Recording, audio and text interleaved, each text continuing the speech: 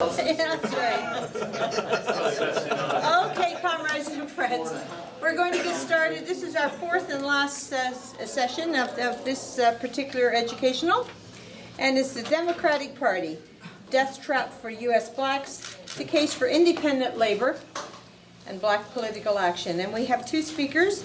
Our first speaker will be Comrade Glen Ford, who most of you have heard on another topic last night from the Black Agenda Report, and he's a radio host and commentator. And our second speaker will be Comrade Julius Arscott, who's the Vice President of OPSEU Local 530, Steering Committee member of the NDP Socialist Caucus, and a leader of Socialist Action, Ligue for Action Socialists. We'll be talking about independent working class political action in the Canadian context. So without further ado, we'll bring our speakers up. Comrade Glen.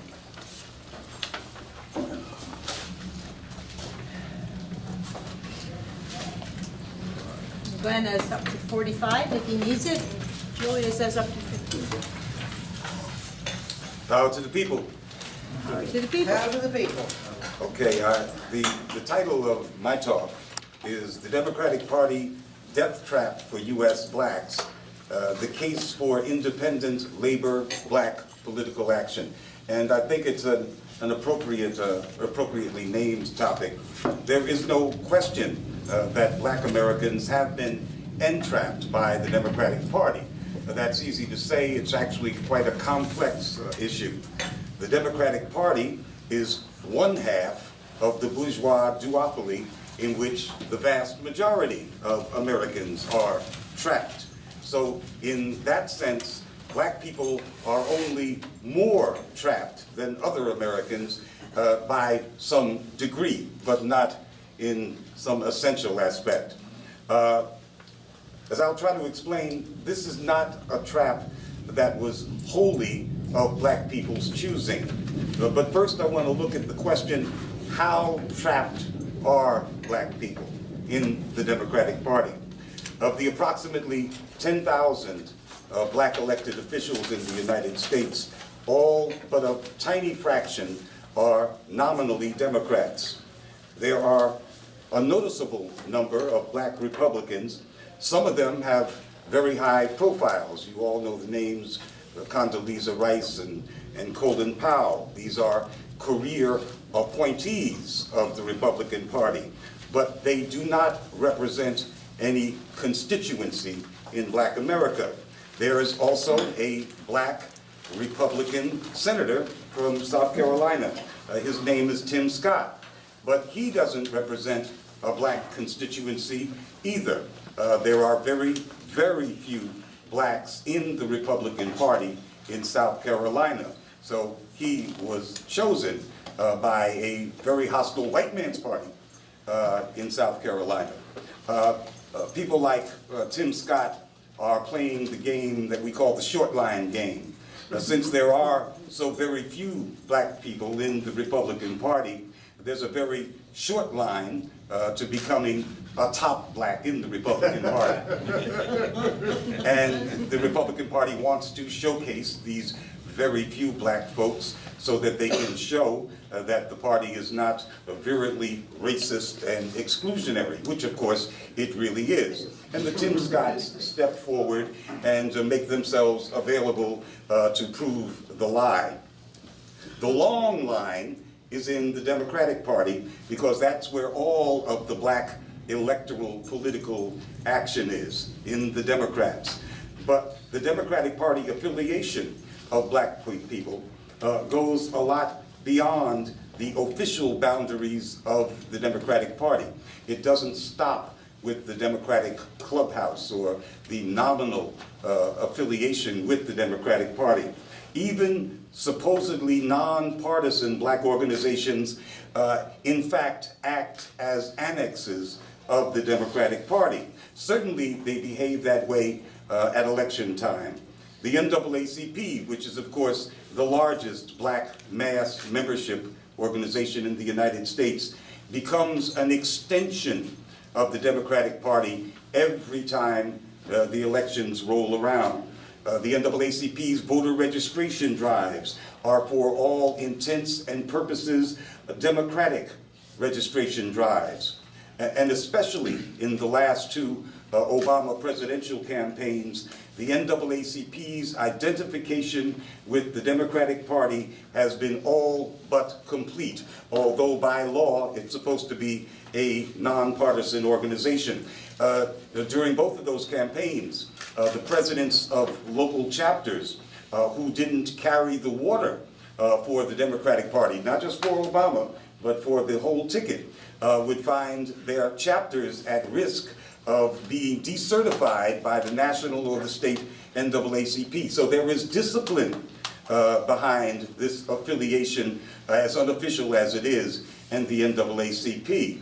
For the NAACP, this has been the case, its relationship with the Democratic Party, for a very long time. But this also obtains for a host of other black organizations. That is, when you see a registration drive in the black community during election time, it is usually in concert with the Democratic Party, no matter what the organization says it's about. W.E.B. Du Bois, the most famous NAACPer, the person who was key to the founding of the organization, was finally expelled from the NAACP in 1948. He'd been kicked out once before, but this was his final expulsion. Now, it is true that the NAACP in 1948 was beginning a wholesale expulsion of everybody that was thought to have ties to the Communist Party USA. And Du Bois was considered to be, by some, a fellow traveler. But the last straw for the NAACP regarding Du Bois was that Du Bois endorsed Henry Wallace's campaign for president on the Progressive Party ticket in 1948. And that is what broke the back. That's what severed his connection with the organization that he was most key in founding many decades before. His break with Democrats was his cardinal sin, which meant that he could be with the NAACP no more.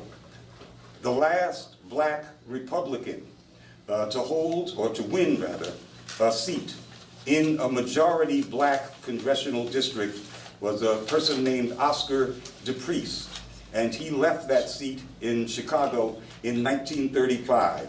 Before that, DePriest had been the only black congressman elected in the 20th century.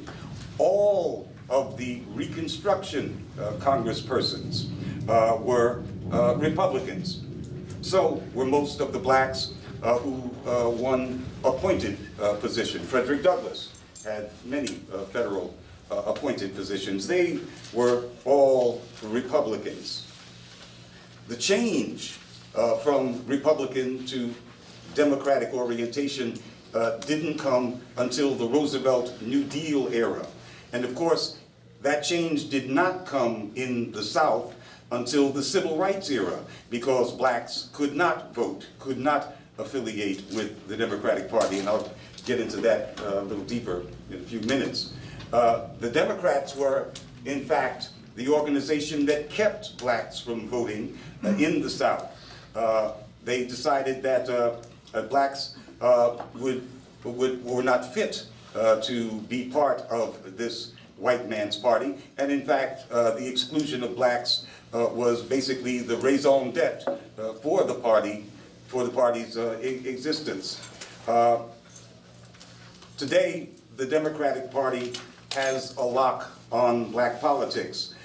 This has been all but completed, and it reached its height at the mobilization of a mass movement and the Black Power movement of the 60s.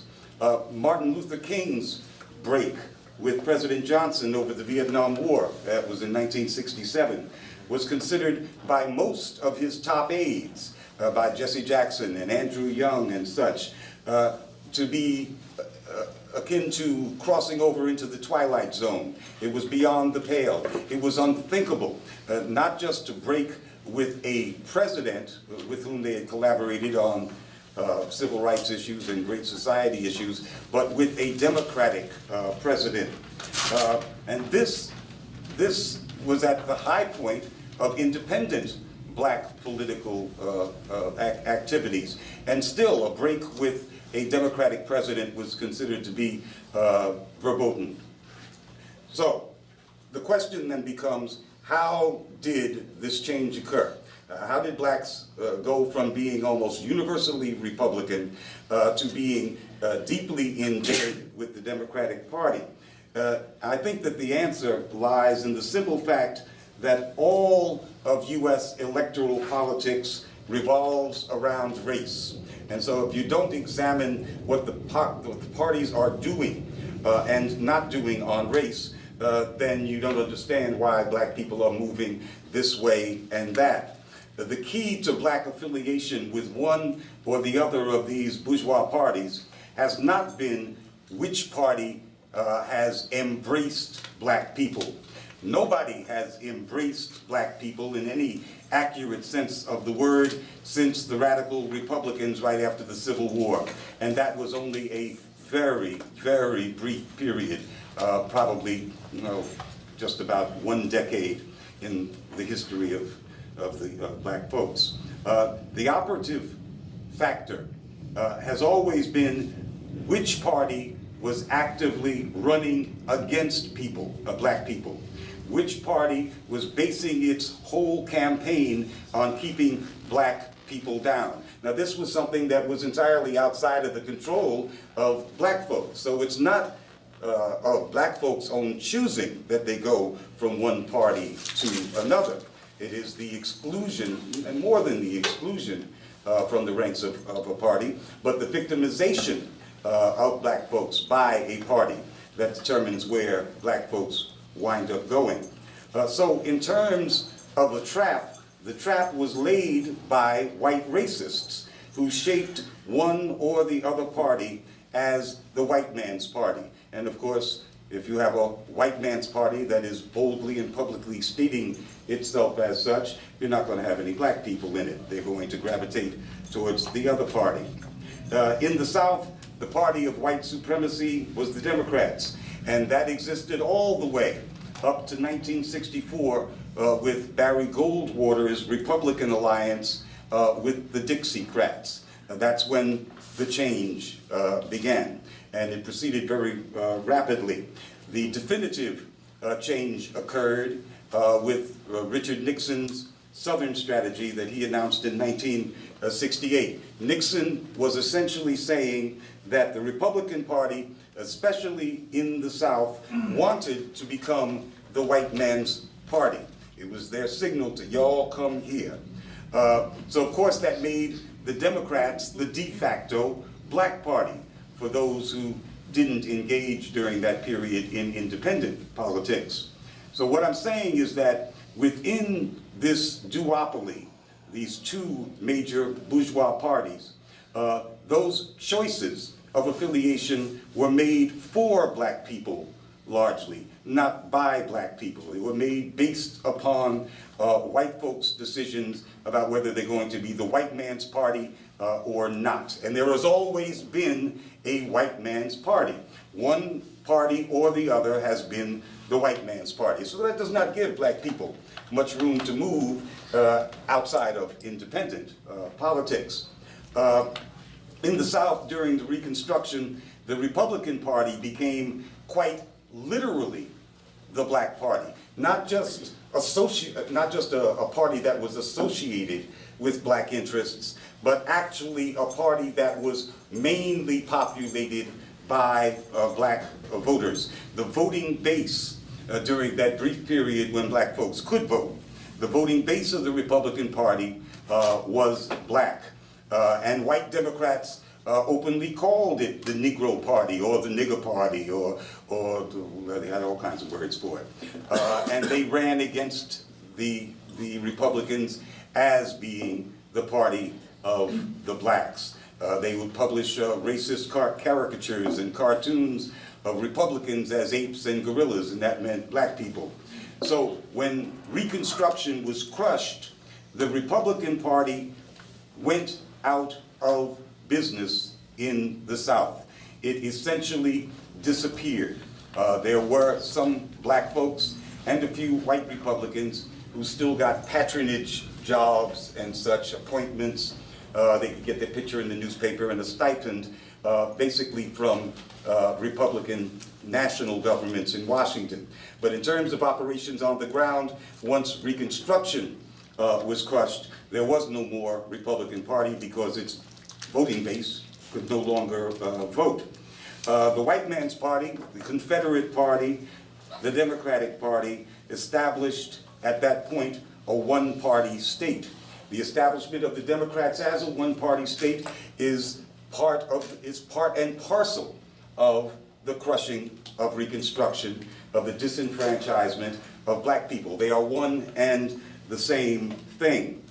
White populists, for a very brief period, and I think lots of left historians make too much of this period, but for a very brief period, white populists collaborated. I'm talking about in the South. There were populists in the Great Plains who operated on a kind of different dynamic. But in the South, for a brief period, white populists collaborated with black populists.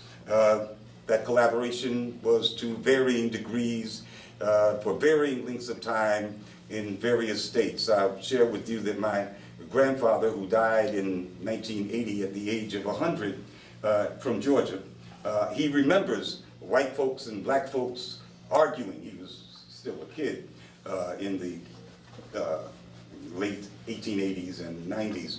But black folks and white folks arguing and screaming at each other. And he knew something fantastic was happening because no black people getting shot from screaming and hollering with white people. And that must have been the Populist Party in Georgia. Those black populists had all previously been black Republicans until the National Republican Party in 1877 or thereabouts abandoned blacks. And then they had basically no party at all, and many became populists. However, that interracial collaboration didn't last very long. By the beginning of the 20th century, and it occurred a lot sooner in many places, but by the beginning of the 20th century, the last vestige was in fact in North Carolina, white Southern populists had mostly folded into the white man's Democratic Party. They reverted, and they certainly ceased any collaboration with black folks. Here's the best example. The most famous white populist leader of that period in the South is a guy named Tom Watson. He was from Georgia. He quickly became a raging black-baiting Democrat. In fact, Tom Watson was the prototype for the George Wallace type of politician. And George Wallace famously said, after he lost an election in Alabama in the 50s, he said, "I'll never allow anybody to out-nigger me."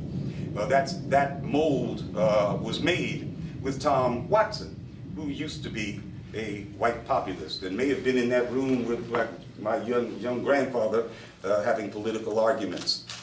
It was his type of formerly populist white politicians that laid layer upon layer of insane and redundant Jim Crow legislation on the books, just so they could show that ain't nobody gonna out-nigger me. And some of it just became crazy, unenforceable legislation that was purely meant to insult black people and to show white people that you were insulting them, even though by the early 20th century, black people had been stripped of political power and didn't need any more beating up. So black Southerners were abandoned by the Republicans and turned on by the white populists, and the South had become a one-party democratic state. This created what was truly a bizarre situation. Black folks then found it necessary, because this was a one-party democratic state, the Confederate Party, the white man's party, they found it necessary to fight a long legal and political battle to join the Democratic Party, the white man's party. That was because in a one-party state, the Democratic primary was the election. The official election was just an afterthought. There's only one party, so if you win the Democratic primary, you are the governor or the congressman or the mayor. And so if you're not in the Democratic Party, you are effectively frozen out of the vote. So if black folks wanted to vote, they had to somehow defeat this white primary. The Democrats said that their primary was their private association affair. They're just a bunch of citizens who got together and called themselves Democrats, and they can have an election any kind of way they want to, although in fact that did constitute the real election in the state. The white Democratic primary was the most effective tool for denying blacks the right to vote in the South. It was more effective than poll taxes. It was more effective than literacy tests, and it was more effective especially because it did not disenfranchise poor whites who might not be able to afford the test, the tax, or get a waiver, and it didn't disenfranchise illiterate whites who couldn't get a pass on the test. So it was perfect for these formally populist white Democrats to be even more populist, and it singled out very effectively just the black population. So for decades, blacks banged on the door of the Democratic Party to get rid of the white primary, because that was the only way to win the right to vote. The white primary in Texas was finally thrown out in court in 1944, but in practice, the white primaries continued by informal means, just calling a meeting of the Democratic Party and no black folks dare come. And so that continued deep into the 60s, when Fannie Lou Hamer, and I'm sure many of you have heard about her, when she and her Mississippi Freedom Democratic Party went to the Democratic National Convention in Atlantic City in 1964, they were fighting essentially to get into the Democratic Party. When they were basically rejected, betrayed by the National Democratic Party, who wouldn't unseat the lily white Mississippi delegation and offered them only two kind of like observer seats. They were betrayed really by President Lyndon Johnson, who didn't want his nomination in *64 to be marred by too close an association with black militants, considered militant back then to want to vote. That was a very crucial stage in this fascinating decade, because when people saw Fannie Lou Hamer and these Mississippi Freedom Democrats betrayed by Lyndon Johnson, it compelled many of these activists to make a break with major party politics altogether and to become part of that flowering of independent black politics and of left politics. So that was a very, very important event. However, most people did not go that way. For the mainstream current of black politics, they continued to bang at the door of the Democratic Party in the South. They saw integration of the Democratic Party as a civil rights mission. They saw it as part of the civil rights movement to get into this white man's party. The next year, in 1965, the Voting Rights Act was passed. And then 3 years later, in '68, that's when Nixon invited the white South to escape the pending integration of the southern branch of the Democratic Party by becoming part of the new Republican White Man's Party. And that's when the attrition of white people from the Democratic Party in the South really began in earnest. Today, in places like Mississippi and Alabama, and in fact, in most of the non-metropolitan areas of the Deep South, 80 to 90% of whites are Republicans, and nearly all blacks are Democrats. I think what we have to understand from this history, and I think it's important to look at the history, the real particulars here, if we're going to talk about why black people are wedded to this party and the Byzantine and sometimes bizarre ways that that's occurred.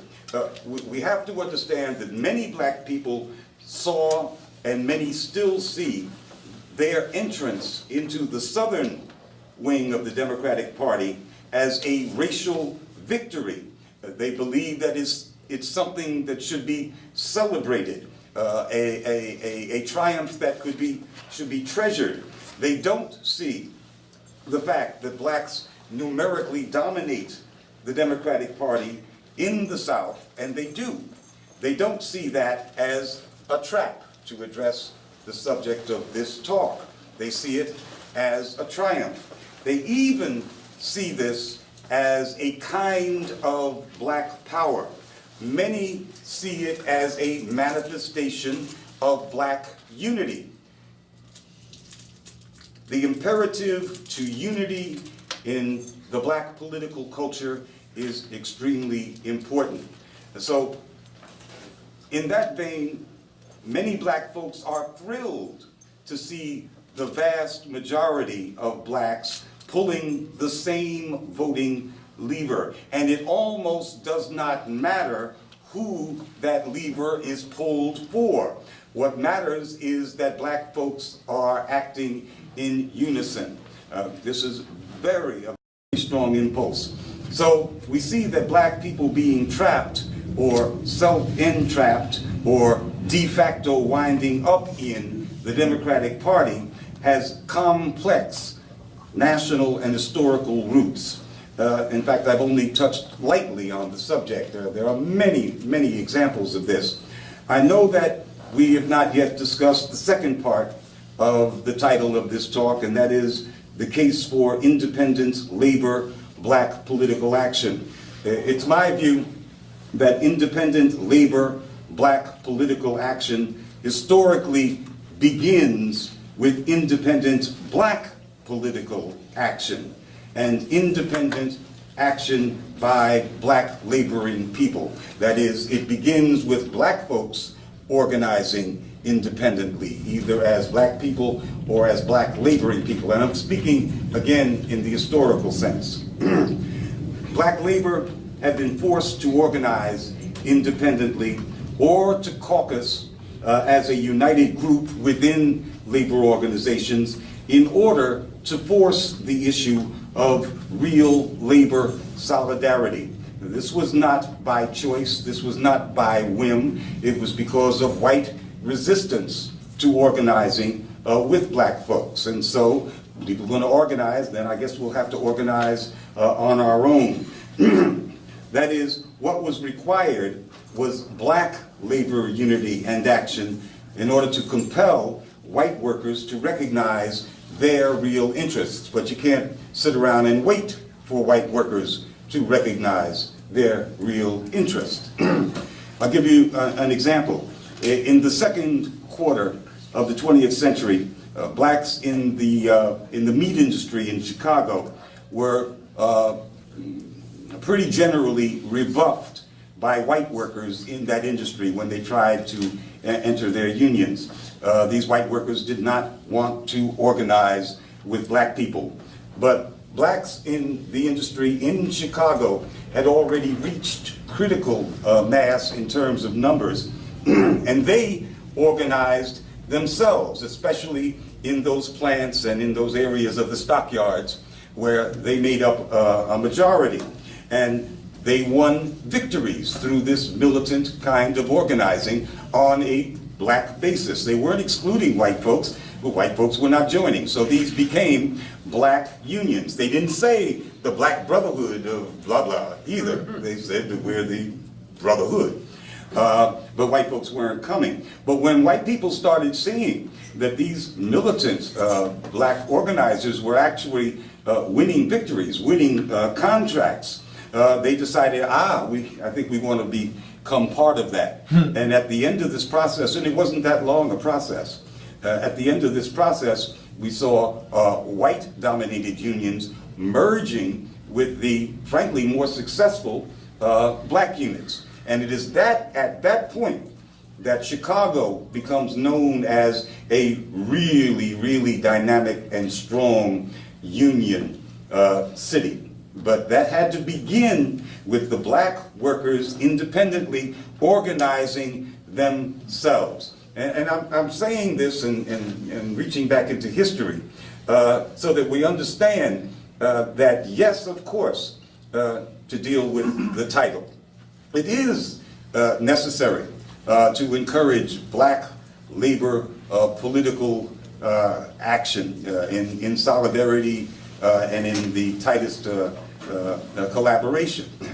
But historically, that's not the way it's worked. Historically, the way it's worked is that black folks have been forced to organize on their own and then create a situation that when white workers finally understand they have at least an immediate interest in joining, they have an opportunity to do it. Many labor activists point to the development in Chicago as being the real takeoff point for the unions there. I want to mention something that I think is also very important. A number of studies have shown that there exists in the real world a kind of hierarchy of pro-union sentiment. And it is based on race, and it is based on gender. And when I say a number of studies, I mean 3 or 4 have all come to the same conclusion. Studies that were conducted by union activists themselves. And the first of these studies, the people who did these studies, found the results surprising. So they weren't looking for these results. But here is the hierarchy of pro-union sentiment by race and gender. At the top, the cohort that is most pro-union, most willing to join a union, most active when they get in a union. We're speaking in general terms here. At the top is black women. Right below black women is black men. Right below black men is Hispanic women. And below that, Hispanic men. And below that, white women. And at the bottom, white men. So who is in need of more solidarity along racial and gender lines? You see, we see where the deficit in solidarity or a willingness to consider making common cause, we see where that lies. I think that the reasons for this hierarchy are very obvious to anybody who understands history. The black imperative to unity, we were talking about unity just a few minutes ago. The imperative towards black unity and solidarity was born out of a racial struggle. It is well suited to labor struggles as well. White workers as a group, especially white men, find great difficulty in forging solidarity across racial lines. Therefore, the most elementary case for black labor unity, black unity and labor unity, is that white workers can benefit greatly from forging the closest ties with black workers and with black worker organizations. That would be the immediate benefit, to soak up some of that habit of solidarity and unity.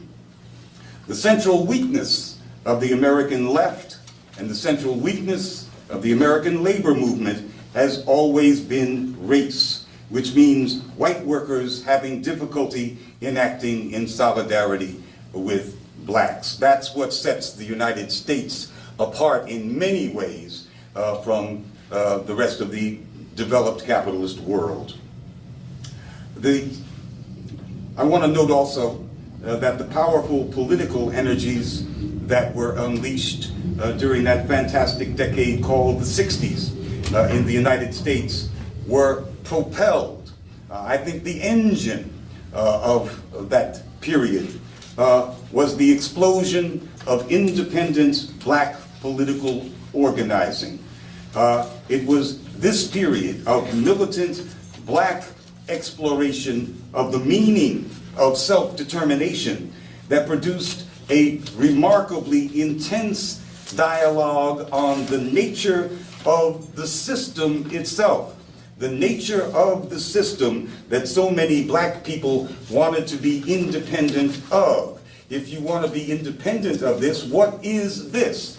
And so there was this deep and long and intense and raucous conversation. And when I say conversation, when we're in a movement, it's more than just talking, about what is the nature of U.S. society. But that grows out of black folks examining what is self-determination.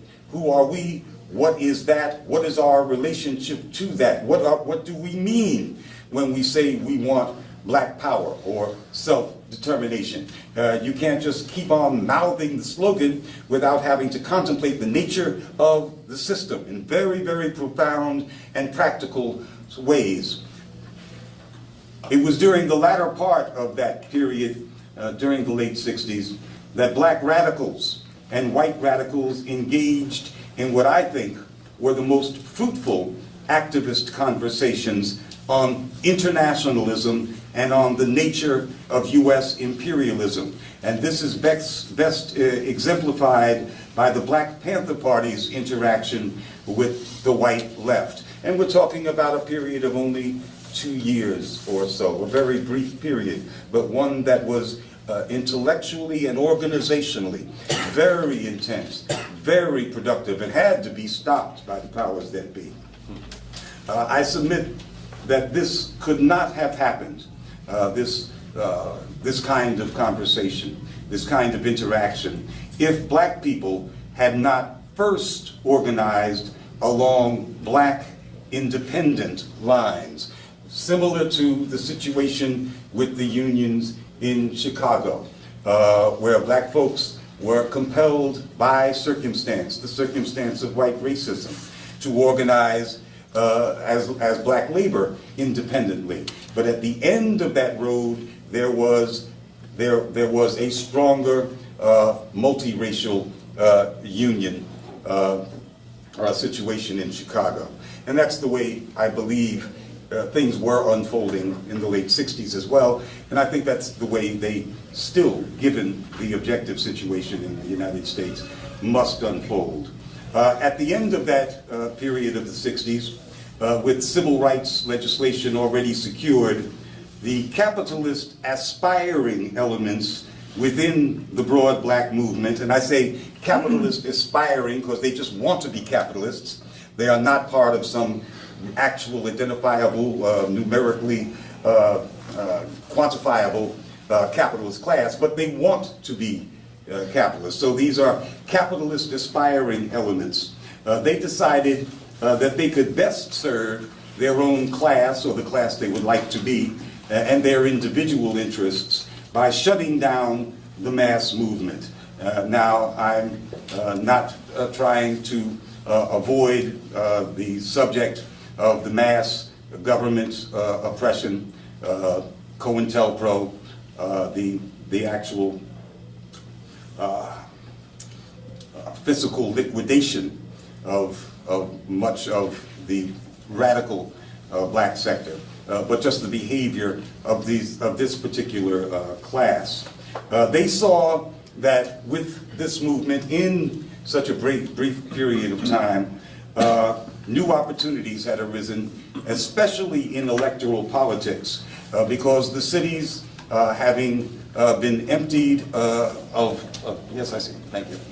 The cities having been emptied of a great deal of their white population and black in migration, continuing. The cities became proportionately much, much blacker in a very brief period of time, and that opened up an instant opportunity now that there was voting rights in those cities in the South, and there had always been in the cities in the North. There were great opportunities in the electoral arena, and of course that would be in the Democratic Party. These elements that I'm talking about, Andy Young and half of Martin Luther King's entourage are part of that. Those elements not only further solidified black ties with the Democratic Party, they formed alliances very, very quickly with big capital in the big cities as well. The truth is that finance capital has long been to the Democratic Party what big energy has been to the Republican Party in terms of funding. That's because finance capital, usually headquartered in big cities, found its opportunities to make a killing in public investments, where projects of many hundreds of millions and billions of dollars were being undertaken. And the cities would turn to these finance capitalists in order to get these projects done. So the finance capitalists, in order to do business, forged intimate relationships with the political establishments in the big cities, and most of those were Democratic establishments, and increasingly they were black Democratic establishments. And so that's how the finance capitalists got their hooks immediately into this new crop of black politicians that burst forth beginning in the 70s. Now that finance capital has achieved economic and political hegemony, the black political ranks are infested with stooges of Wall Street. It could not have come at a worse time. Therefore, it becomes even more imperative that black labor come to the forefront so that the internal struggle within the black polity will not be lost to the agents of capital who are entrenched in the Democratic Party and entrenched in leadership positions in black America. Their ties to the banks now have been sealed for the last several decades. It is crucial that black labor engage in this internal struggle for the black polity, because by my reckoning, half of what one could describe as the progressive constituency in the United States is black.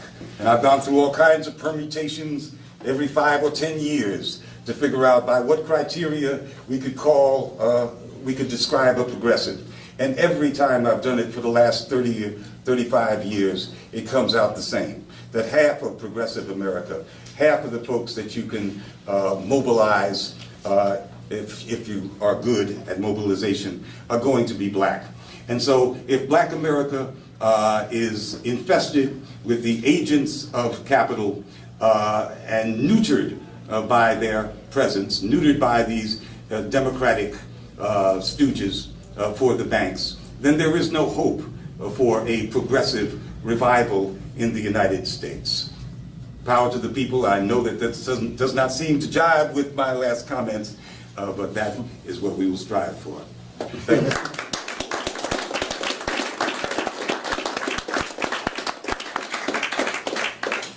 Okay, Julius.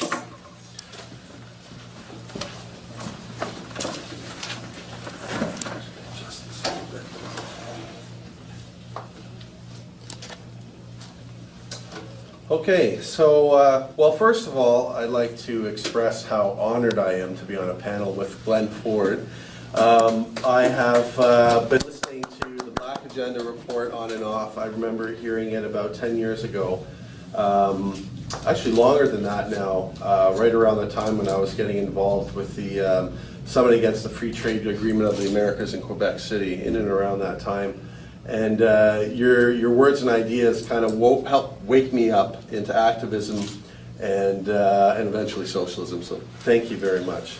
And thank you, of course, for coming to speak at this Education for Activists conference and coming to Toronto.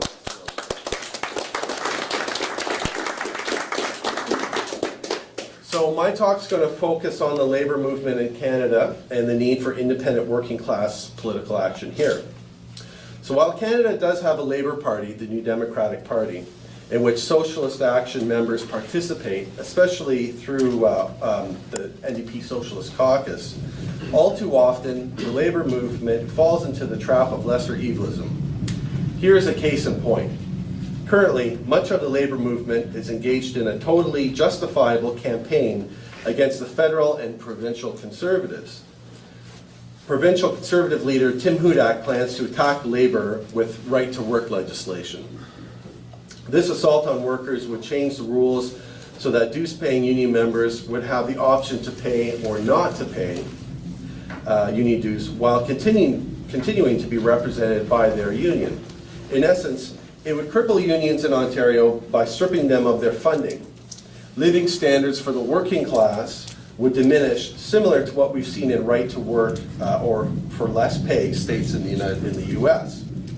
There's no doubt that this plan needs to be defeated, but our concern in Socialist Action is that the issue has completely overshadowed the need to fight austerity. While the greatest worldwide recession since the Depression in the 1930s lingers on, and the jobless recovery has been, of course, a sick joke, the one-track mindset, the singular anti-Tory fear-mongering generated by the Labour bureaucracy often has the effect of driving rank-and-file workers to support the Liberal Party. In essence, that means supporting the agenda of the ruling class, the same Bay Street interests that back the Conservative Party. Another example of political lesser evilism is that, once again, mindless fear has prompted Labour Council leaders to support candidates in municipal elections who do not represent the best interests of the Labour movement. The Toronto Labour Council's Municipal Political Action Conference, which takes place today, has a special guest speaker by the name of Jeremy Bird. He is a U.S. Democrat Party strategist, a nice word for a hack. He was the target of a high-profile protest which forced him to cut his speech short at the NDP Federal Convention in Montreal in April 2013. It is shameful and sadly indicative that the Toronto and York Region Labour Council officials would invite this field director for the pro-austerity, big business, drone wars regime in Washington. It is sad to say that the Labour movement in Canada often looks favorably towards the Democratic Party in the U.S. This trend towards putting a distance between unions and the Labour-based NDP suits folks such as Stalinists here in Canada, the Communist Party of Canada, just fine. They want to separate social democracy from the Labour movement, but not for revolutionary reasons. They support coalition with bourgeois parties, and this is common stance in Stalinist parties around the world. Maoists and anarchists also work to break the Union NDP link, but out of ultra-left impulses. Such a break at this time would most definitely benefit the Liberal Party and big business. Groups such as Fight Back support what they call a broader approach. But in that case, it means cozying up to union bureaucrats. For Fight Back, it meant in 2010, for instance, supporting Joe Pantalone for Toronto Mayor and backing other independent pro-business candidates for Toronto City Council who have participated in or endorsed the Liberal NDP regime of Mayor David Miller. The David Miller administration raised taxes and user fees on working people. It cut services and forced 30,000 civic workers to go on strike just to defend their benefits and pensions. Fight Back did not campaign as Socialist Action and the NDP Socialist Caucus did for an NDP Labour slate of candidates based on a workers' agenda, nor did Fight Back or the International Socialists fight for democratic mechanisms to select candidates to hold them accountable to working class organizations. For Fight Back, a broader approach to politics also meant hailing Andrea Horwath as the most leftist candidate for the Ontario New Democratic Party leadership in 2008, rather than actually supporting the more progressive and more democratic Michael Prue. And to make matters worse, Fight Back proclaimed that the Ontario NDP emerged from the leadership race having shifted to the left. How laughable is that claim now? In the wake of Horwath giving backhanded support to the McGuinty budget and the Wynne minority government. So instead of a multi-class liberal smorgasbord of candidates and policies, Labour in Toronto needs a city election team that demands, for instance, free public transit, a major expansion of rapid transit system, reversal of the cutbacks and privatization, a plan to build quality social housing to curb homelessness. And to fund this agenda, of course, we need to tax the developers.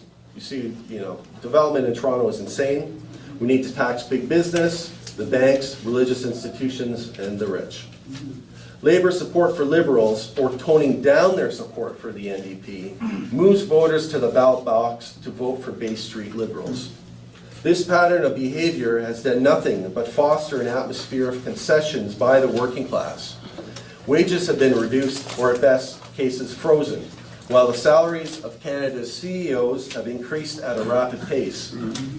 Attacks on pensions, benefits, and workers' rights generate demoralization in the ranks of the labor movement.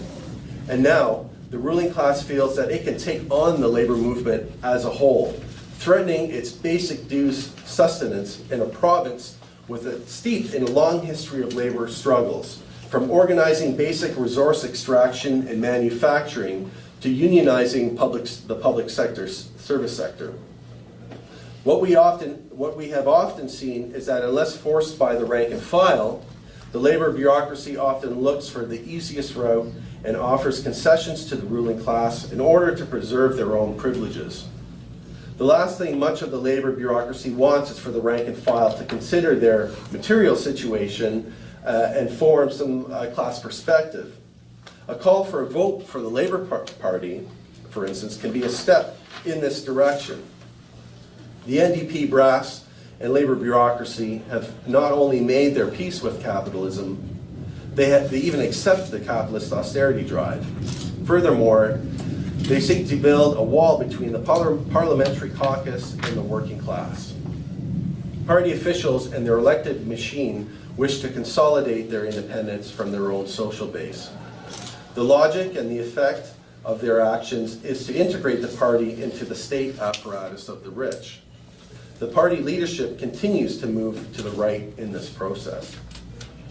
Now, the working class consists of people who depend on the sale of their labor to survive and their dependents. It also includes oppressed peoples, those who are oppressed on the basis of race, gender, sexual orientation, language, ethnicity, immigration status, etc., have not made serious gains on the basis of lobbying capitalist politicians. To advance, they have engaged in political action such as strikes, rallies, marches, and demonstrations. Workers and the oppressed, whose unity is critical, can best advance through political action that openly breaks from bosses' parties. Struggles such as the Black Freedom Struggle or women's liberation have not made gains by relying on the bosses' parties. An example is the victory of women's reproductive rights here in Canada, which was the product of more than 20 years of struggle in which activists such as Dr. Morgenthaler played a key role. The arrival of so-called second wave feminism was an absolutely critical factor in the abortion rights struggle in Canada and Quebec.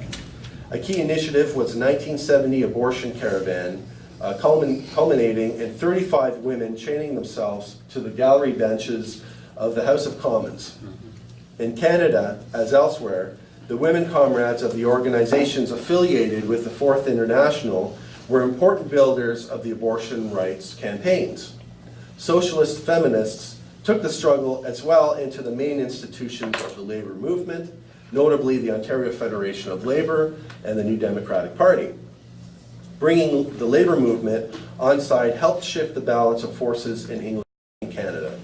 And for more information on this very important struggle, you can check out Comrade Robbie Mahood's article. You can find it online. It's entitled Henry Morgenthaler and the Fight for Reproductive Rights in the Canadian State. And I highly recommend it. It's very interesting. So we don't have printed copies. I think it's in the booklet. Oh yeah, okay, it might be in the booklet there from our conference from last year. So we should always keep in mind through this discussion, this panel, that electoral activity alone is not sufficient to make gains. There are problems with the NDP, but the good thing about it is that it is not a party of Bay Street. It comes from and belongs to the workers' movement. That is why we participate in it. The NDP is controlled by a right-wing social democratic bureaucracy, which often creates policy that does not seem to differ much from parties of Bay Street.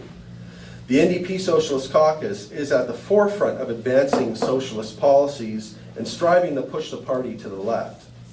The roots of the NDP are in the working class and small farmers' movements. The creation of the NDP in 1960 by the CCF and the Canadian Labour Congress represented an historic working class break from the parties of big business. A break with the political institutions of capitalist rule, especially the Liberal Party. In the absence of a mass working class political alternative, the NDP in English Canada remains the party of the unions, of the working class, and of the left. There is no significant party to the left of the NDP. Because it is a working class party, much of the Canadian establishment, including the big business media, would like to see the NDP disappear. To that end, some of the rich and their media tools advocate for an NDP merger with the Liberal Party. But what socialists want is quite different. We want to make the party the conveyor belt of working class demands and aspirations. We want to make the party more democratic. For example, to make the party respect and implement policies adopted at convention, to have more time for debates and votes at conventions, and to ensure it respects and not rescinds local candidate nominations. We also want the party to be more like a social movement, one that relies on direct mass action to achieve change, rather than being an electoral machine that relies on parliamentary maneuvers, personality contests, and high court decisions. And certainly, I'm sure if anyone here is a member or supported the NDP, I'm not sure how many dozen calls you received probably over the last year asking for donations to the party. It never asked you, what do you want us to do? It just asked, give us some money. Every supper time. Yeah. So for those reasons, the Socialist Caucus continues to fight to keep socialism in the NDP. Educate and organize NDPers across the Canadian state to press for public ownership of the economy under workers and community control. Make the bosses pay for the crisis that they and their obsolete, wasteful system created. Stop the social cuts. Reinstate decent employment insurance and pensions. Concessions no more. Strike to win. Money for useful jobs, not for weapons of war. We want to build solidarity with Aboriginal struggles. Generate solidarity with the fight for Quebec students for free, quality, democratic, post-secondary education. Uphold Quebec's right to national self-determination. Defend Aboriginal status. Support their collective control of native traditional lands and of the development and use of their resources. Oppose the ruinous, poisonous pipeline projects and the job-killing, antisocial trade deals now on the table. The Socialist Caucus also fights to build the NDP, as I said, as a social movement to replace the racist, sexist, environmentally destructive capitalist order with a vibrant socialist democracy. Start by making the NDP truly democratic from the bottom up. Educate, agitate, organize. Elect Socialist Caucus candidates to the federal NDP executive. Unite the NDP and Labour left on the basis of a clear socialist platform. And to advance the class struggle, we urge everyone to join and build the Socialist Caucus. One more thing about the NDP is very clear. The NDP current ruling faction does not want to merge with the Liberal Party. They actually want to become the next Liberal Party. But leader Tom Mulcair and the top brass have a problem. And that problem is that the NDP is still a labor-based party, a working class party, despite its program. Instead of entirely removing socialism, the term socialism, from the party constitution, the top brass sparked a debate on socialism at federal NDP conventions in Vancouver in 2011 and in Montreal last April. They actually catapulted the Socialist Caucus into the media spotlight, and they polarized NDP membership. 20 to 30% of the convention actually stood with us on many issues. If Marxists enjoyed the support of even 10% of the 120,000 NDP members across the country, what a great step that is towards building a socialist alternative to the decaying capitalist system. The challenge is to organize it. Other tendencies on the left either ignore this arena or they pursue their own narrow agenda and refuse to collaborate with the Socialist Caucus. The Socialist Caucus is open to every NDP member who wishes to turn the NDP to the left. It is open and welcoming to all groups, as well as to all individuals who share that goal.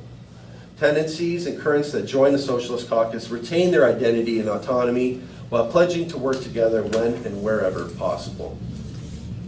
In Quebec, the Union des Forces Progressistes and Option Citoyenne united in February 2006 to form Quebec Solidaire. Although not explicitly socialist party, its sovereigntist and anti-capitalist elements have attracted labor support and helped to lay the basis for building a workers' party that fights for an independent and socialist Quebec. In December 2008, in the 2008 election, Quebec Solidaire made a breakthrough. Co-leader Amir Kadir won the Montreal seat in Mercier. In September 2012, Quebec Solidaire won 2 seats, nearly doubling its vote province-wide. We in Socialist Action, Ligue pour l'Action Socialiste, fight for a French Quebec, for sovereignty and national liberation. At the same time, we oppose discrimination against Muslims and ethnic minorities in Quebec on the basis of religion or culture. We in Quebec Solidaire as a whole oppose the PQ's so-called Charter of Values. It is premature to propose an NDP Quebec Solidaire alliance at the federal level, but we do pursue the idea of a joint structure for government by the workers' organizations of Quebec and English Canada.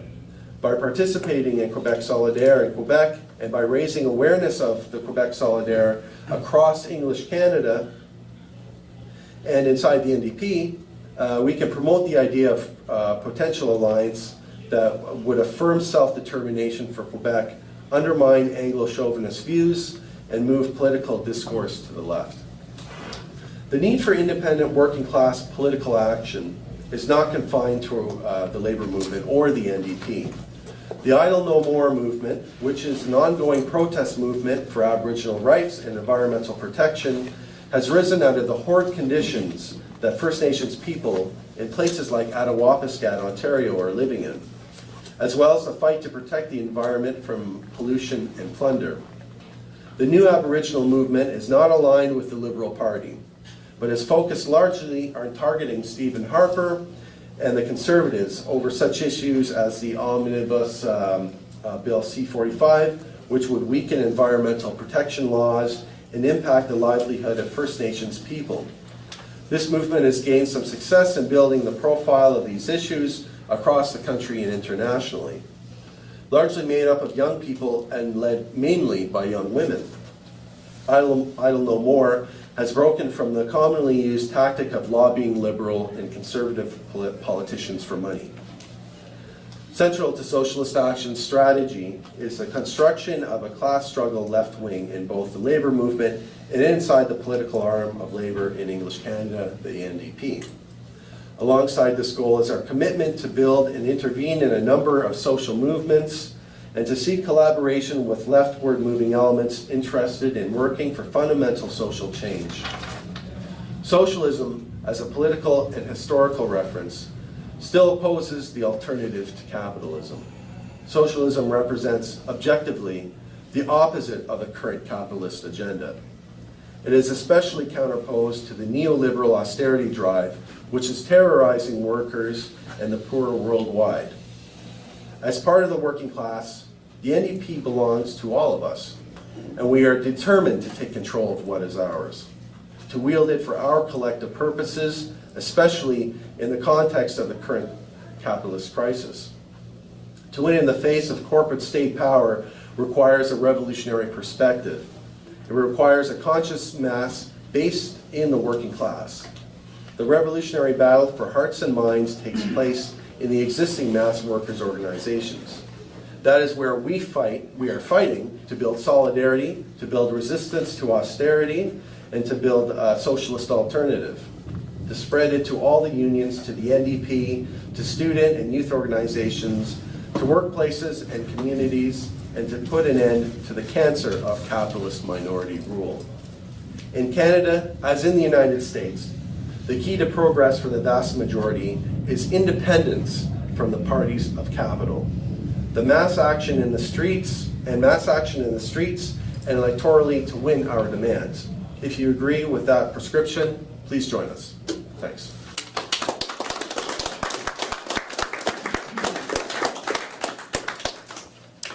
Okay, we're going to open the floor once again for questions and interventions. You know it. It's going to get us. Yeah, you know the rule, up to 3 minutes. Okay, any questions? Tom? I'll comment first, then a question. Appreciate, Julius, you're reviewing the role the revolutionary socialist women have played in choice movement, and another chapter that is worth noting, remembering, was in the late 70s and early 80s, the struggle of women to get decent jobs in major industrial unions, and the role that revolutionary socialists, women and all comrades played in some of those victories in rail and Pratt & Whitney and the auto, their aerospace industry, and also in mining and steel.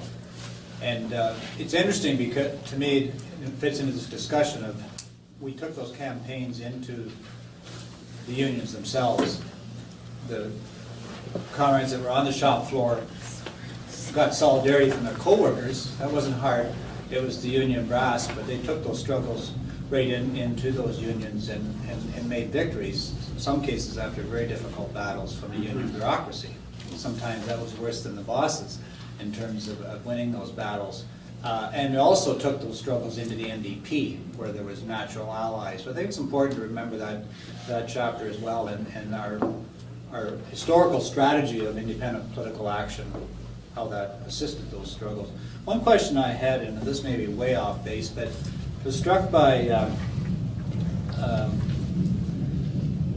when you talked about the blacks' allegiance to the Democratic Party and basically going to the, currently, and going to the party that would let them in, kind of thing. I'm not doing justice to the elegant way you described it, but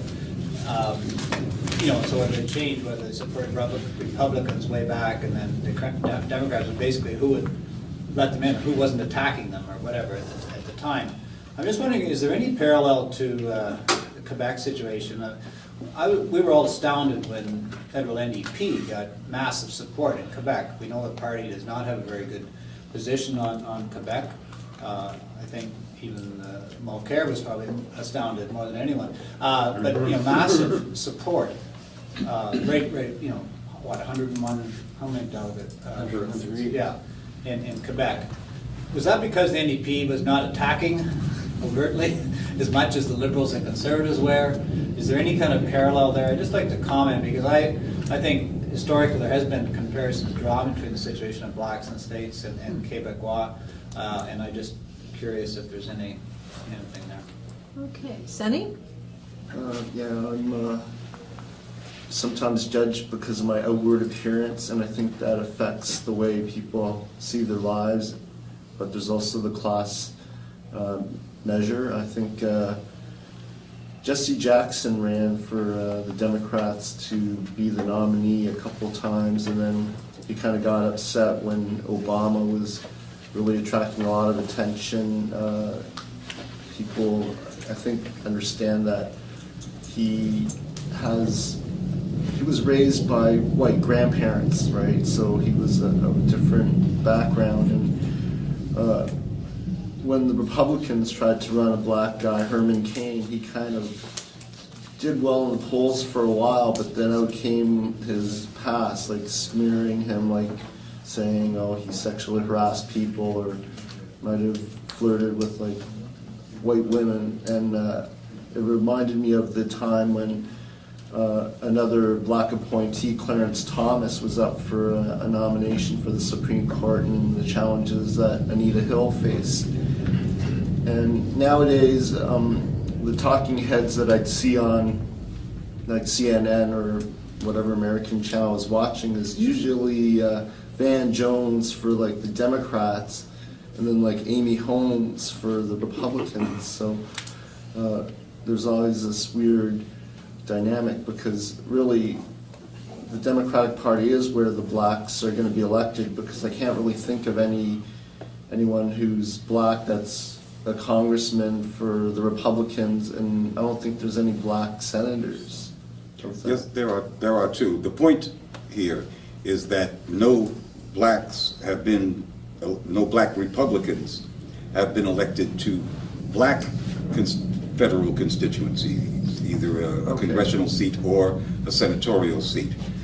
So the presence of this black senator from South Carolina does not mean that black Republicans are a significant factor in South Carolina. They are not.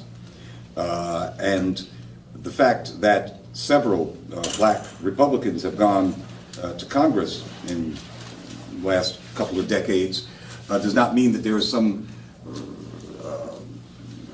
revival or even a residue of black republicanism among the rank and file.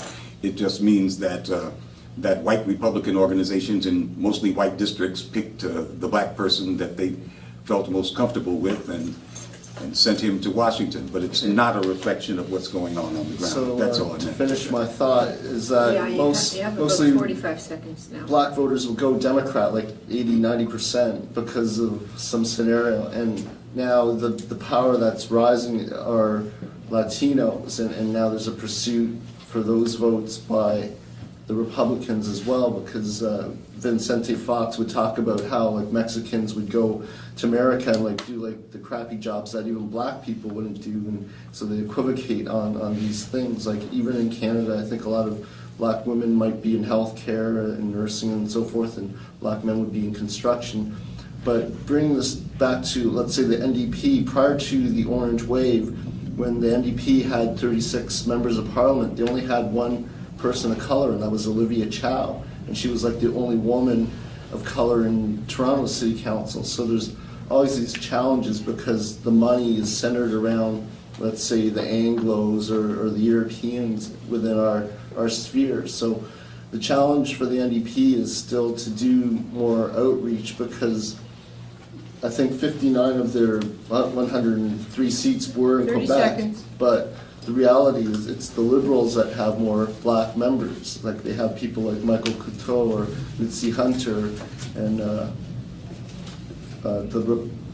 Canada's Conservatives, like which are the Republicans, I don't think have any black members, but they did appoint one black senator, Don Meredith, who was like a failed MP candidate versus Bob Ray here in this riding, the Toronto Centre. So there is this weird kind of juxtaposition of appointments of black people by the right wing, and then the electability factor on the center left. So I'm wondering if you can speak to that at the NDP context. Okay, we have one more speaker on the list. Anybody else want to get on? Jesse.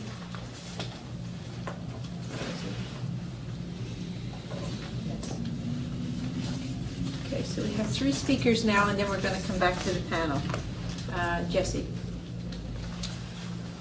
I got a question for each of you. For Julius, do you think French Canadians are sequestered to the Liberal Party in the same by like distinct anti-francophone policies of the Conservatives, and playing ball the same way that the American politicians are, with say the White Party distinctively and as Glenn was talking about. I was wondering if there's any kind of basis if that theory is plausible. And for Glenn, I noticed just from being in the sphere of socialism, a trend of a lapse into apathy after small victories. It seems to be a large factor in diffusing socialist and sort of labor movement momentum, and I have a fear that it's going to be the largest hurdle of the left and of labor class movements, because of such a low, I wouldn't say not a low track record, but because we have, all of our human rights are pretty much based from victories of working class people. But as we gain more and more the popularity, victories will be inevitable, and bigger victories will be inevitable for working class people. And I'm just wondering, how do you imagine maintaining momentum when we're doing so well? Because that's actually a big fear of me. It's not that we're never going to get a socialist political structure in this world, but that we relax when we see some form of socialist world movement that's a mainstream and dominant. 30 seconds. What's going to keep us going until we have perhaps a very, I'm not really sure what I'm trying to say, but what's the final goal, and how do we keep our focus on the goal while we're winning victories towards it, so we don't lapse back? Because you know that the ruling class will be there waiting and praying for us to relax just a bit and then try to undermine the movement, even if we feel like we're mainstream and we're the dominant system, political system. But that's, if you can get gather a question from that. Comrade Leach. I just wanted to say something about Martin Luther King. It is true that he started out as a minister and as a moderate and such, not in radical politics in the sense that the Black Panther Party was. But I think that I saw in his latter days a kind of a critique of capitalism as opposed to the policies of the American government when they were in Vietnam and he was opposing the war. He was openly contrasting the popularity of communism as opposed to capitalism in its failures to advance people's conditions and struggles. So I think that Martin Luther King seemed to shift to the left on a mass scale, and he supported workers' struggles also, which was a break from the traditional way of organizing black issues, because he was actually killed in the heat of supporting the struggle. Was it in Michigan? Where was it? When Martin Luther King was shot, Michigan. Michigan was, yes. No, Memphis, Tennessee. Memphis, eh? Okay. Sanitation workers. But I wouldn't associate Martin Luther King strictly with petty bourgeois black that is wanted to get into the system. I believe he could have got into the system quite easily if he wanted to, because the Democratic Party would have taken him in and shut him down. Also, I would say that I see the left as relying too much on organizing within the Social Democratic Party. I think the movement must build its strength outside of the party with links within the party, but not to rely so much on internal struggles within a party. And if you take the example of the British Labour Party, you know, Mr. Blair came and he just took it over and turned it into a right-wing party. 30 seconds. So I think socialists should ground themselves in a movement outside the party and impact that party with the strength of a movement that they have built. Thank you. We have one more speaker and then we're coming back to the panel. Yasin? Thank you very much to the great presentations. I've taken pages of notes. I have a question for Glenn. I read that in the 1930s, the issue of self-determination for the black people in the United States was a heated debate among the anti-Stalinist socialists or Trotskyists. Some Trotskyists argued that self-determined black people in the United States were a racial minority, not a national one, so they were opposed to the idea of self-determination. Instead, they argued for democratic rights. But this was not the position that Trotsky took, and that was not the official position that they included in their statements, in their program. Instead, the Trotskyist movement since then supported and defended the right for self-determination of the black people. And this includes defending black people's right for having their separate state if they desire so. Although the practical application of this demand for a separate state, is hard to imagine today. So I guess my question is, do you find the slogan for self-determination of the black people useful for organizing the black people in the United States today? And can you elaborate on that? And secondly, do you think right for having a separate state is still a progressive demand today? Okay, we're going to come back to the panel. We'll start with Glenn, and we have 7 minutes, Comrade, and then we'll move to Julius. Okay. Address the gentleman briefly on Martin Luther King.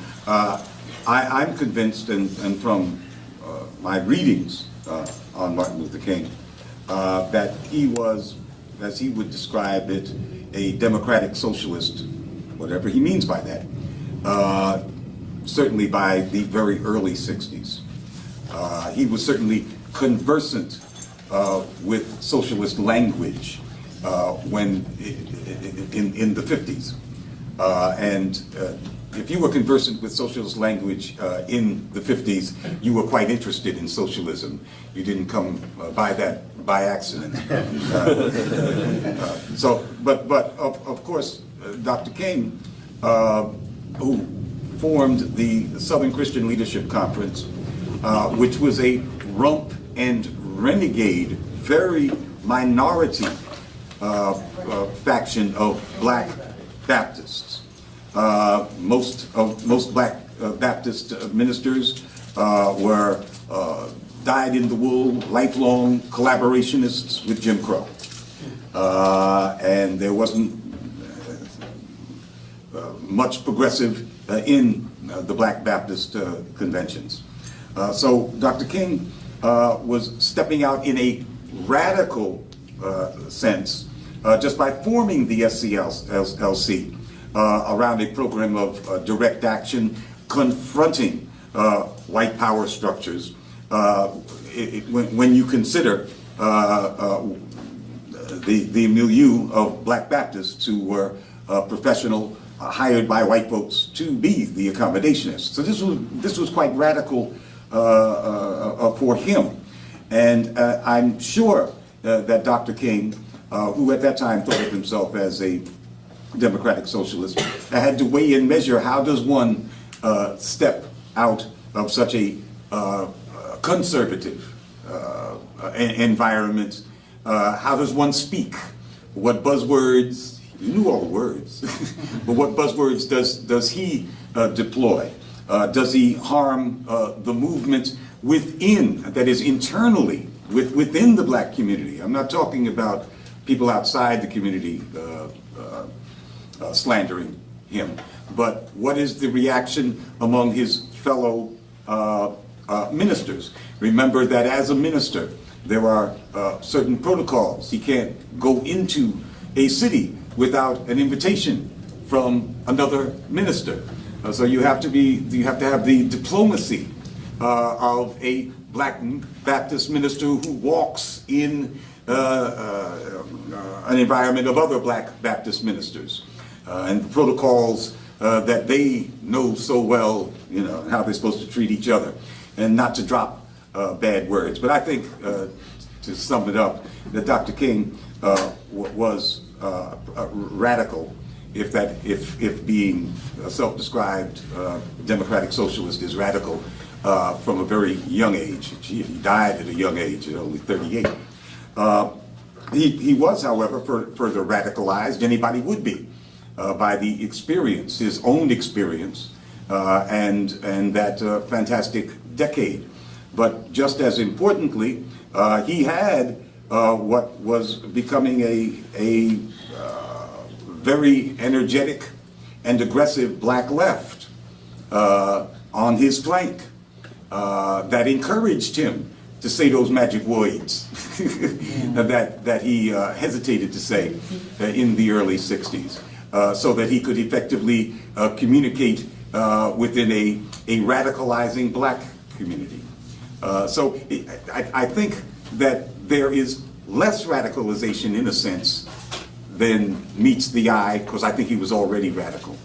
And there is more articulation of left positions as the environment becomes more left. You're talking about the national question. Yes. And as I heard you describe the Trotskyite position on the national question, that sounds just like the CP's position in the 30s on the national question. And there was not that is, the blacks are a nation of people and have a right to secede and a claim to land in those, I believe, 5 southern states, but do not have to make that claim. That came straight from Moscow, and it was part of Stalin's proclamations on the different nationalities in the Soviet Union. It was not popular within the American CP, but they had to adopt it because it came from Moscow. They tried to ignore it, but I believe, and that you and I discussed this, I believe that there are 2 main reasons that in the mid-30s, it is estimated that 20% of the CP USA was black, and that's a fantastic figure. The main reason was because, in terms of being a large organization, and the CP USA, of course, had far more reach than other socialist organizations that call themselves socialists.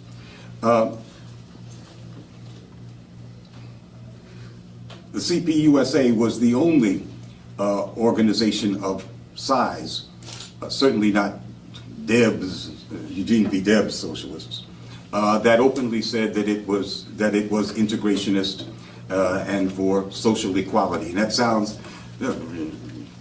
that was a great deal back in those days. And they even had a show trial of a member from a Finnish chapter who was accused of some act of, I forget what, of racial discrimination. And they had this big show trial to show that we will prosecute within the party and expel people who show racist behavior.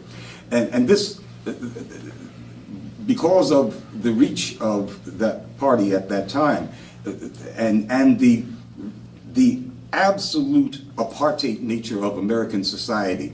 And when I say that, I'm not talking about just water fountains and such down south. I mean the whole society, north and south, where there was not interaction between the races.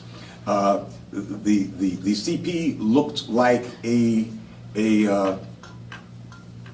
oasis if people were looking for black folks who were looking to break out of this absolutely rigid apartheid, where they could be treated or demand to be treated as equals. That was the greatest attraction for the Communist Party. I know that's why my father went to it. But also the position on the national question, because in combination with the CPUSA's non-racial stance, the recognition of black folks, of black Americans as a nation with the right to self-determination meant that there was a platform, or theoretically a platform within the party in which you could not be overridden and ignored by a white majority in the party, because you were speaking from the standpoint of a collective of people who had the right to national self-determination and to speak on these issues, whether you're in the majority or not. And so that was like a double whammy. Oh, first I can get into this mostly white organization and be treated like, or expect to be treated like a human being. And second of all, I have a particular platform from which I can speak and can't be, just brushed aside. So I think those are two of the most important things, accounting for 1/5 possibly of the party being black. Later on, the party, as it repudiated itself and everything, repudiated that position on the national question and said essentially that conditions had changed and this no longer obtains. But that was very important, I believe, in the 30s. Okay. Julius? Okay, I'll just, actually I'll start on Tom's comment. In Glen's presentation, actually, that was what came to mind to me as well, was the, of black people basically succumbing to lesser evilism with the Democratic Party, and then comparing that to the NDP victory in Quebec. And I think that it's interesting. I'm not sure. The NDP, if it was voted for just because they liked Jack, maybe they were just sick of the Liberals and the Bloc Québécois. I think that if you look at the Quebec student strike, which rose up during that time as well, I think that there was also a push though to the left. I don't think it was just a matter of lesser evilism. And this kind of ties into Jesse's comments and question. I mean, French Canadians, Catholics, have historically voted Liberal, just as historically Anglo-Saxon Protestants have voted Conservative, and this is before the NDP CCF really existed. So in Quebec, I mean, I would assume that the fight for national liberation broke that trend in Quebec. And the BQ, or the Bloc Québécois, came out of that struggle, and it's still a party of Bay Street, it's a bourgeois party for sure. But I think that that break was also, other things happened at the same time. So I don't think that, today the Québécois people are are tied to the Liberal Party necessarily. I mean, in Quebec, the Liberal Party is seen as the Federalist Party. The Conservatives don't have nearly as much support. It's seen as a Federalist Party, but the left in Quebec wavers mostly between the BQ and Quebec Solidaire as well, provincially, right? So, but I think that's something that we should have a discussion on. It's an interesting topic. What else I was going to say here? What'll keep us going? That's another interesting topic. I think that victories is what we need. I think that we've been through this period of concessions for so long that have affected everyone, not just unionized people, but the women's struggle in this country is not over, and the Conservatives have, there are Conservative MPs who have attacked the idea of abortion rights. None of these battles are finished until we really remove the system. And we're all in a kind of a situation of retreat. So we need victories. And I think that this sort of, much of the left as being reformist, just wanting to change the system has, over what now has been generations, I think has created a sort of a situation of burnout for many people. They're not seeing, they don't necessarily have the same goal as revolutionary socialists, but much of the gains that have been made are being clawed back. And obviously our solution is that you need to join a revolutionary socialist party, because we fight for the gains, but the end goal is always in sight. And we always talk about it. We're not afraid of talking about it. In regards to working in the Social Democratic Party, certainly yes, what is social democracy today? And the Socialist International, the parties within the Socialist International are essentially, many of them are like neoliberal parties. But I guess we would argue that while we should not work exclusively in Social Democratic or Labour parties, we shouldn't just work in Labour parties, we should work in movements outside of Labour parties as well. We can't really change policies within those parties from the outside. We should be on all fronts. We should work on all fronts, and that's what we do in Socialist Action. Okay. All right, the time, yes. Yeah, I want to address the gentleman's comments. In where I live, what bothers me is people who claim to be of the left, I'll just use that general term, claiming victories that don't exist. And the most dramatic one was Barack Obama, especially his first victory in 2008. We saw people describing the enthusiasm of young people and of black people for this candidacy as a movement. That people who are enthusiastic about going to cast a vote, somehow that constitutes a movement.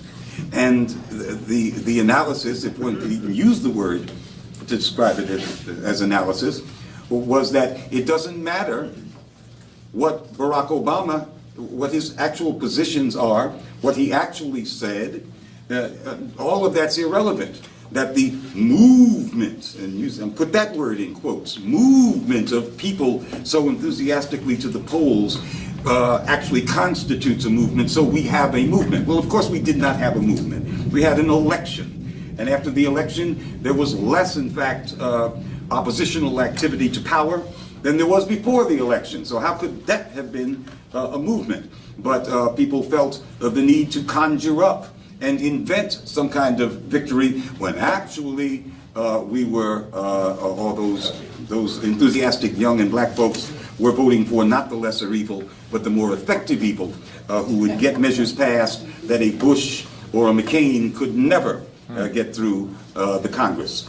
So yeah, it's these imaginary victories that really scare me. And Amilcar Cabral said that we should tell no lies and claim no easy victories, and I think that is the watchword today.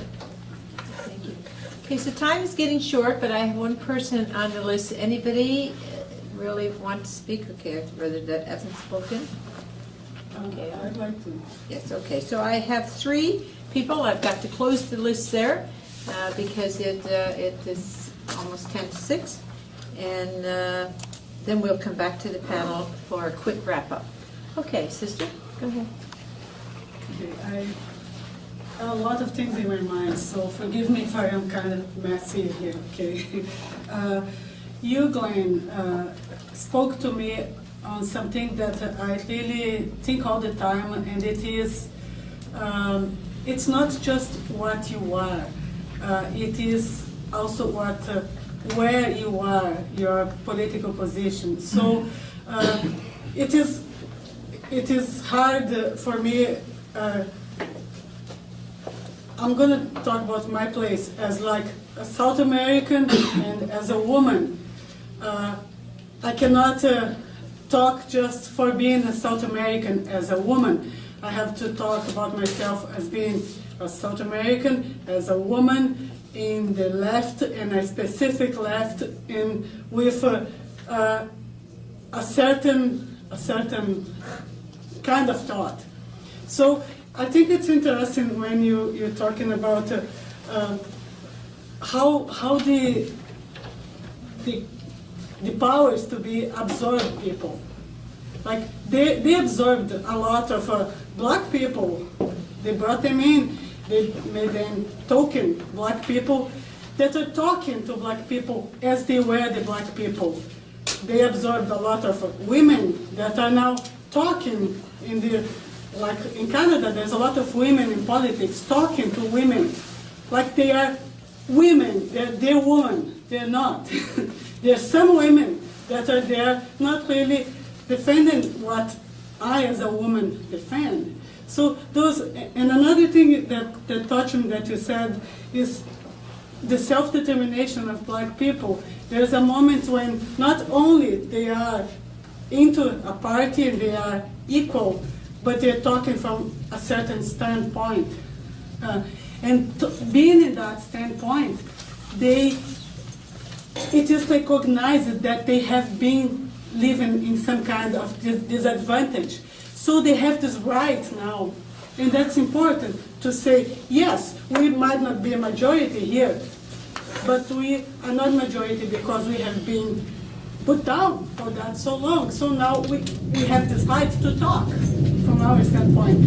And I don't know, I just wanted to point out that it is not just what you are, but where you are and how you are, and that's important for me. So it's not much of a question, I'm telling you that. For my friend Julius, You got about 30 seconds. 30 seconds, okay. It's just like, in 30 seconds, the NDP thing, like you said, we want the NDP. And I say, and how are we doing the NDP? Be that. How am I wear a button with Linda McQuaig? When I saw Linda McQuaig in the Labour's Council giving this wonderful speech of how beautiful capitalism was a few years ago and how bad it is now, and we should get that capitalism to that good place. How can I? I would have a lot more things to say, but at this moment, that's what I only had 30 seconds, so I'll leave it here. We can talk about that in the bar. Ooh, it's going to be a good discussion. Okay. Brother? Yes, go ahead. Me? Yes, brother. Oh, no, okay. I have a, Need my other glasses on. Julius, I want to ask Julius to say about Linda McQuaig, but your sister already responded to that. That's one question for Julius. I also want to ask Glenn about the question of black and brown unity. I grew up in California, and I spent a few months in California recently, and I noticed that the press very frequently is attempting to bring up a drug war between the Latinos and the blacks, which I think probably exists, but they're trying to make it like some sort of inherent conflict between black people and Latinos who are not all Chicanos, but people from El Salvador, so on and so forth. But I have an aunt who is 95 years old who came to California in 1947, and when she came to California, she told me that there were contradictions, but they were not antagonistic contradictions. Her children, who are the same age as I am, went to a school which was one of the most integrated, Dorsey High School, which is one of the most integrated high schools in the United States. There was no antagonistic contradictions. Also, there was a woman by the name of Jane Cortez who went to the same high school that I went to in Los Angeles. She was older, about 10 years older than me, but she says that the African people and the Latinos had to unite to fight against the white racists at that particular point. So I'll basically, and I know that the labor movement in California right now is basically control, I shouldn't say control, but the Latinos are in control of the movement, and most of that labor movement is progressive.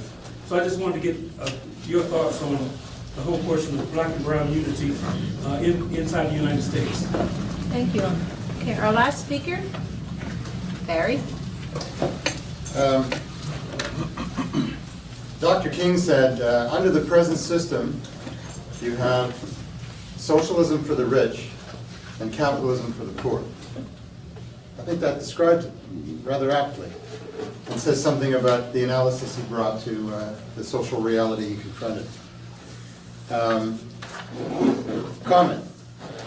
Seems to me that we're talking here about independent working class and black political action. And we can say, well, you know, there's a Labour Party in Canada, there isn't one in the US yet. We're well on the way. No, that's wrong. There's a constant tug of war over the fate of this question. And I would argue that the battle for independent working class political action is very much happening right now in our midst on at least two levels. One, on the economic plane, austerity. You can't be at peace with austerity and exercise independent working class political action, advancing the interests of the majority class.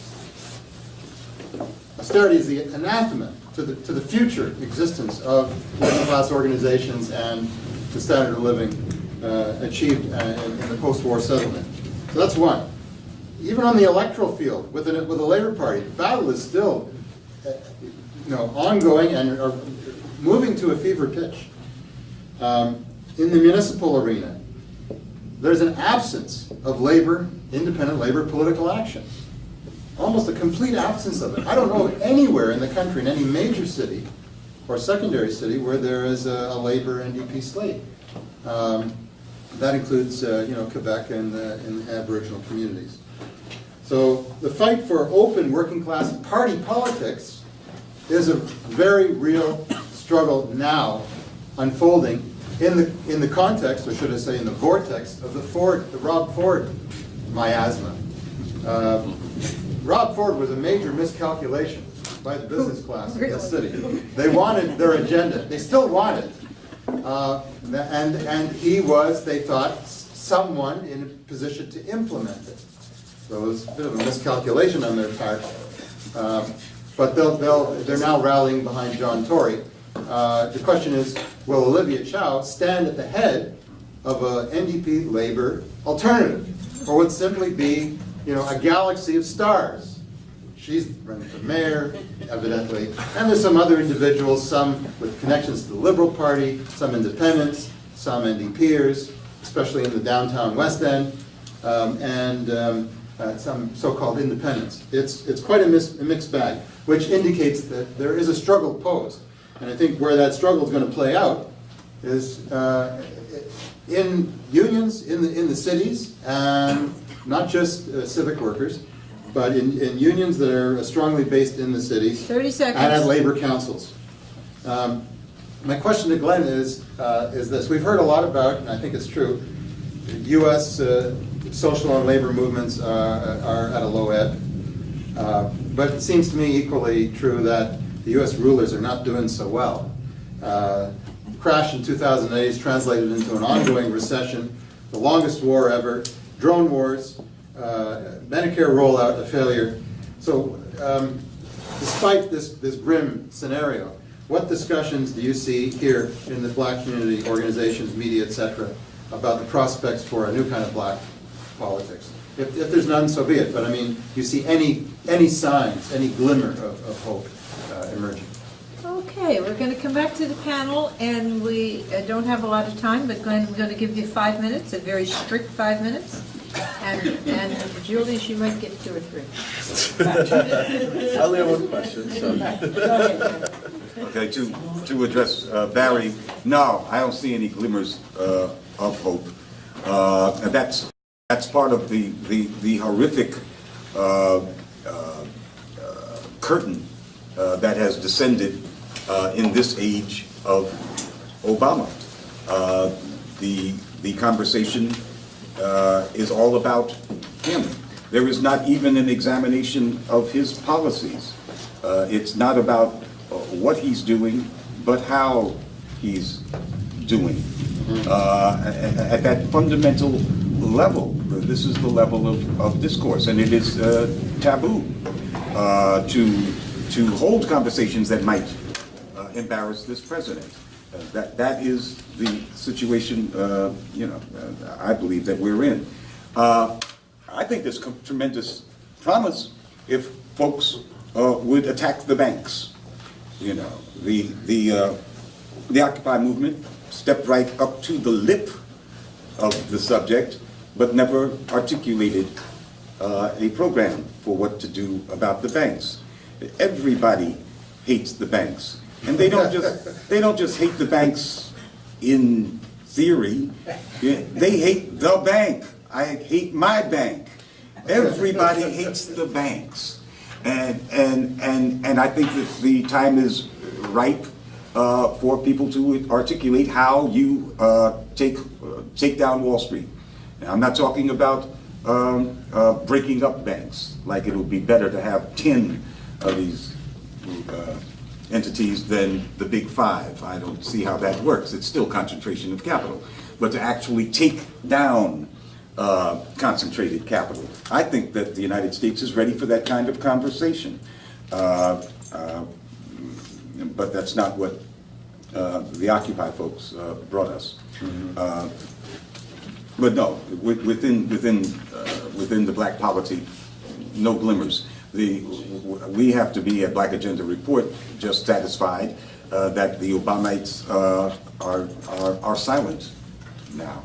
They're not aggressive anymore. They don't have much to say. There is no defense. But in terms of there being a conversation that really examines what the past 5 years have meant to black people, you don't hear it outside of very few venues. Should I keep on going, or should you? No, you should no, go you back got and 2 forth? more minutes. You're chicken on me now. Okay. For Norman, you're talking about black-brown unity, and you first started talking about all this talk about there being a drug war between black and white gangs. Right. Those are gang wars. Gangsters are always at war. Just nobody pays any attention and calls any specific, draws any conclusions when it's black gangsters killing other black gangsters or Latino gangsters killing Latino gangsters. But when these black gangsters kill Latino gangsters and vice versa, now it's supposed to be some kind of real flare-up. These are just gangsters killing gangsters. But a black-brown rapprochement, at least, if not unity, is absolutely necessary. But I want to make a distinction between, and this is a generalization, between anti-immigrant, and that usually translates as anti-Latin American sentiment from the white side, and black anti-immigrant sentiment. Historically and still today, anti-Latino sentiment from white America comes from people that we used to call America Firsters and such, people who want a purer, whiter, Australia-looking America. And they used to call themselves nativists, as if they were the Native Americans. They were that arrogant. So we can, I think it's rather easy to describe them. But black folks are in a different situation, and black Brazilians are caught in a similar situation. What black people have observed is that every group that comes in is suddenly elevated over black folks. That black people are at the permanent bottom rung, as if every new wave reinforces the bottomness of being black. And that is a very different perspective than folks who want to keep some kind of long gone, imagine it never was, ethnic purity in the United States.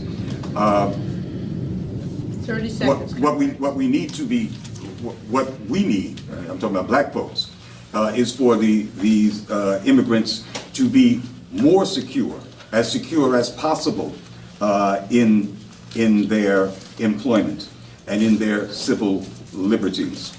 Because as long as they are insecure, they will underbid us in terms of their wage demands. So it is in our interest that they be normalized and citizenized and fully human rightsized, rather than resisting that, which only in fact erodes our own position by having someone there who's willing to work for a lower wage, because they're desperate. Okay, Julius, can you do it in 2 minutes? I can try. Okay, so my question was why support Linda McQuaig, for instance? Well, for the same reason that we support the NDP. If you consider the NDP to be part of the workers' movement, then it only makes sense that we favor candidates who are more to the left than others. There's no doubt Linda McQuaig is like a classic social democrat. She looks to the Scandinavian countries as the beacons of light. And today, in today's political spectrum, you could call her a left-wing social democrat, but maybe 20, 30 years ago, she would probably be pretty run-of-the-mill. But politics in Canada has shifted so far to the right that having a candidate like Linda McQuaig, who openly talks about the need to fight against austerity, who openly talks about the need to tax the rich, not just corporations, but the rich, real like individual wealth, that is something that we look towards, because it's that rare in politics, and it's that rare in the NDP, in the mass workers' party right now in Canada. It goes to show you that when Linda McQuaig, who is a high profile, she's an author, she wrote a book called Trouble with Billionaires, and in that she talks about the need to fight against austerity, that this high profile candidate had to run against essentially a liberal candidate that the NDP brass chose to represent Toronto Centre in the by-election. And the party threw their weight behind, what was her name now? I can't even think of her name right now. Jennifer Hollett. Jennifer Hollett. The party brass threw their weight behind Jennifer Hollett. And that included media weight as well. The Grid, which is essentially a liberal paper, the cover page of this for the nomination, it was a nomination meeting. The cover was covered with Jennifer Hollett's face, and they had a huge expose on this candidate running for a riding that generally the NDP ignores, but just because it's a by-election, it's more important. So Lynn McQuaig ran against the party brass, essentially. And the folks who supported her were us in the Socialist Caucus, other groups on the left, such as Fight Back, and independent socialists and left-wing social democrats. So we're fully aware of what she represents. And yes, you're right, she is not interested in removing the capitalist system. But she's interested in looking at things and is outspoken, looking at things more on a class perspective than what we see in the NDP. And I would welcome more folks like Linda McQuaig to enter the party, because it would push the party to the left. That's certainly not the answer, but you know, and it remains to be seen. It's not set in stone. Maybe if she wins, that would be great, but maybe, you know, as time goes on, if she wins, her politics change in the party, and that would be unfortunate, you know, maybe if she goes to the right. But who knows, maybe there are circumstances will change and she'll go to the left.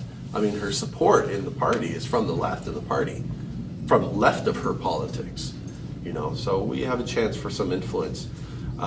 In the workers' movement, we choose the better candidate, the closer candidate, and if Yasin Kaya ran in Toronto Centre, we would have supported him. Well, maybe. Well, maybe. Okay, on that note, okay, so comrades, thank you for coming, and a special thanks to our panel, especially to you, Glenn. Yeah. It was wonderful having you here. So in the meantime and between time, I'm sure you'll be hearing from us soon about what next is going to be happening publicly with NSA. Remember, we know where you all live, in cyberspace that is. And if not, Judy will find you on the telephone. Comrades, I'm still talking. Thank you.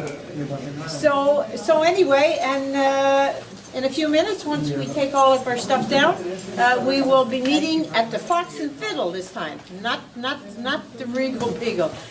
Is that where we're going? Fox and Fiddle? Fox and Fiddle, the back room, and it's on the north side of the street, one block west of here. Okay? Can I add one? On December 1st, demonstrate against Stephen Harper. He's coming to town at the convention center. So let's get together, protest Stephen Harper's policies. And OPSEU convention next Sunday. Julius? Help there if you want to help us with distribution and press sales. Help set the tone for the labor convention. Oh, well, thanks, Tom. Well, that's good. That's actually where our hour